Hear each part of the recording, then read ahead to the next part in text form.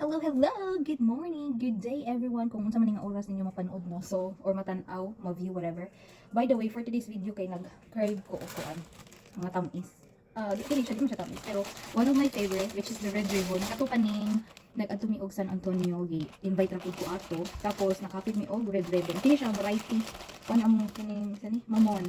Nice lang mga ensaymada pero wala ko nagko kay gamay ra ko kay nagkuan ko big Jollibee. So try ta ani ilahang tulo ni ka flavor tag duha ka ubi mamon, cheesy mamon og mocha mamon. So nakaon na ni sa akong partner ang ubang flavor, pakilaw na. So mukaon pud kani. Dito pa lusig. Kaya atong try is cheesy mamon. Uy, also the cheese.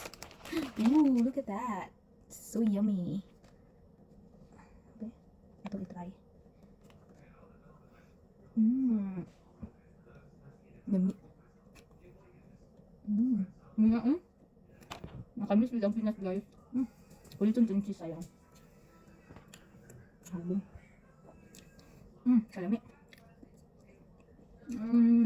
Privilege siya. 2 hours mo good ni. Hindi ka niya sama. Ang Austin wala sa Red Ribbon. Wala yung Seafood City. Ganda yung mga essence store din. Hindi pa kayo kuan ka ng mga Pilipinas store dyan. Gamay ra. Diba? One more bite.